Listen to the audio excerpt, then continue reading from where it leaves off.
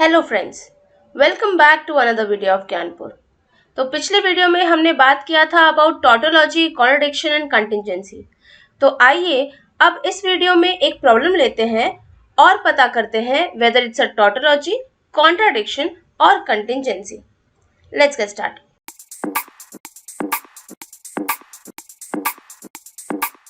तो ये रहा हमारा question. P implication Q and R का नेगेशन इम्प्लाइज टू P और R। तो हमें इसको सॉल्व करना है और पता करना है whether it's a tautology, contradiction और कंटिंजेंसी। तो सबसे पहले आपको यहाँ पे कितने वेरिएबल्स दिख रहे हैं, उनका आपको एक एक कॉलम बनाना है। तो मुझे यहाँ पे 3 वेरिएबल्स दिख रहे हैं, P, Q एंड R। तो I will make 3 columns, P, Q and R। Now how to arrange और how to make the combination of true and false. तो मैं आपको एक सिंपल सा लॉजिक बताती हूँ। आपके पास अगर 3 वेरिएबल्स है तो फर्स्ट वेरिएबल के कॉलम में 4 फॉल्स आएंगे और 4 ट्रू आएंगे। सेकेंड वेरिएबल यानी कि Q के कॉलम में आएंगे 2 false 2 true and this sequence will follow till the end. Okay, पहले में 4 फॉल्स 4 ट्रू, सेकेंड में 2 false 2 true 2 false 2 true and आखिरकार थर्ड वेरिएबल के कॉलम में दैट इज R के कॉलम में alternate false and true, that is first false then true then false then true and this goes on. Okay, so that's how you are going to arrange the false and true का combination in PQR का column. Now next जितने भी हमारे columns हैं वो उस पे based होंगे कि हमें ट्राई करना है और अचीव करना है solution of the question.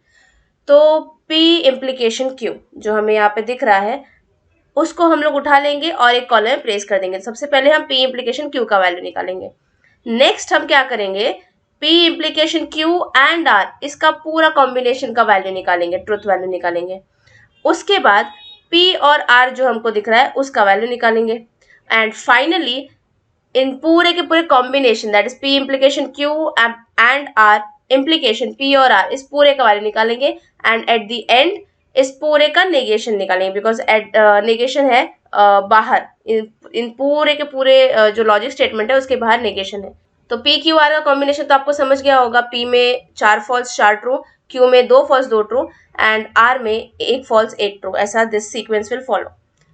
Now P implication Q, जैसा कि मैंने आपको पहले भी इम्प्लीकेशन का ट्रुथ टेबल बताया है, उसमें क्या होता है, if for example here P implication Q is there, so if P is true then Q should be true, if P is false तो Q क्या है वो मैटर नहीं करता।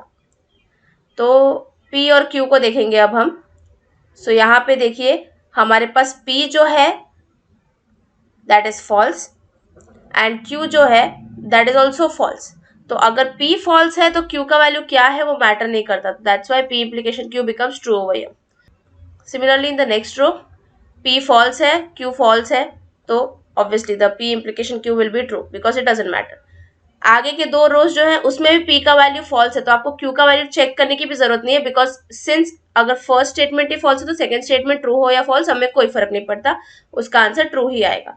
So that's how all the 4 truth values in the 4 rows are true because first statement that is the P statement is false.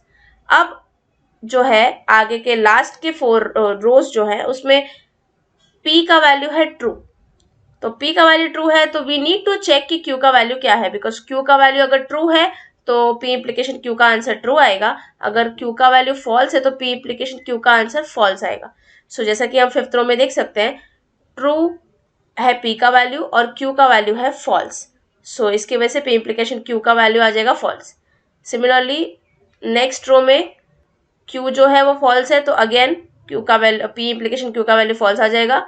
उसके बाद वाले row में Q का वैल्यू ट्रू है, सिंस Q का वैल्यू ट्रू है, P का value तो ट्रू ही था, हमने पहले डिस्कस किया, तो P इम्प्लीकेशन Q का वैल्यू ट्रू हो जाएगा। In the last row P is also true, Q is also true, so P implication Q का वैल्यू आ जाएगा ट्रू।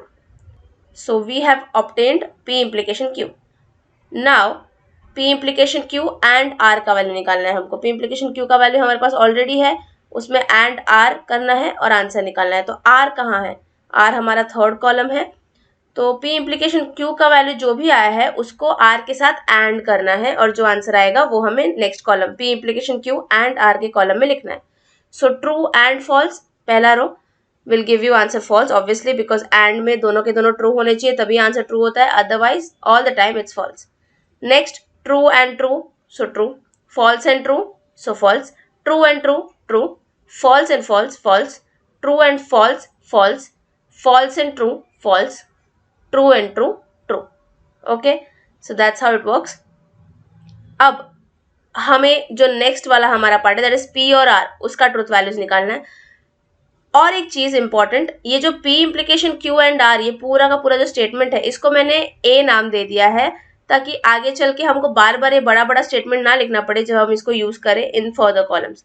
तो इसलिए मैंने इसको फिलहाल के लिए नाम दे दिया है ए, मतलब this entire statement I have named it as A. Okay, so when I will be using A I am referencing to this particular statement. Now P और आर को मैंने नाम दे दिया है बी. पी और आर क्या होगा?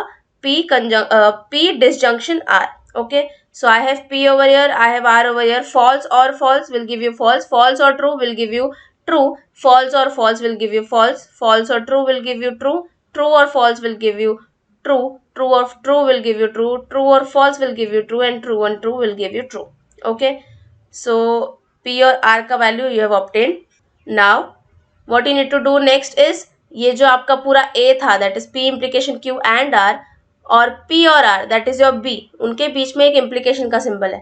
तो A इम्प्लीकेशन B आपको निकालना है. तो इम्प्लीकेशन का फॉर्मूला जैसे कि मैंने आपको पहले ही बताया, ट्रुथ टेबल कैसे आता है उसका. अगर A, जैसे कि यहाँ पे A इम्प्लीकेशन B बोला है, तो अगर A आपका फॉल्स है तो B कुछ भी हो मैटर नहीं करता, लेकिन अगर A आपका ट्रू है so your B should also be true. So first row में देखिए A is false, so doesn't matters, you will get true. Second row में A is true, so you need to check the value of B. It is also true, so it will result into A implication B का value is true.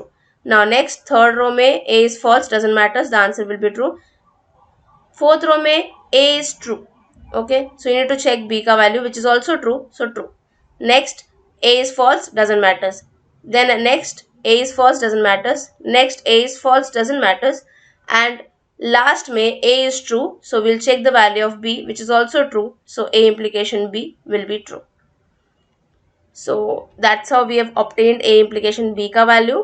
Now your A is there, your B is there, उनके बीच में implication का symbol है लेकिन बाहर एक negation का symbol है.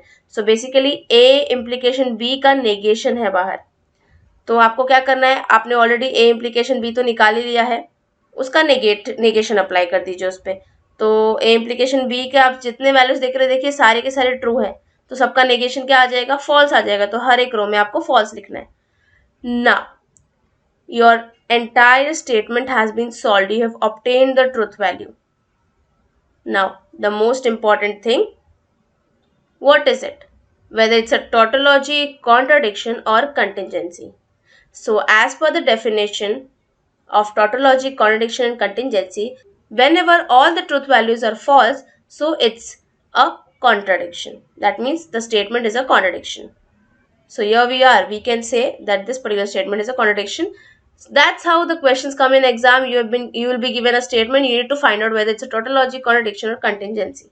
Okay, so you need to boost up your speed and increase your speed in order to achieve this result in less time, as much less time as possible, so that you can solve further questions also, and you should not occupy much time into this particular question. So I hope आपको मेरा ये video समझ में आया होगा. अगर आपको कोई भी क्वेरी है तो आप कमेंट सेक्शन में कमेंट करके पूछ सकते हैं. अगर आपको मेरा ये वीडियो अच्छा लगा so please like, share and subscribe to my channel. Thank you so much.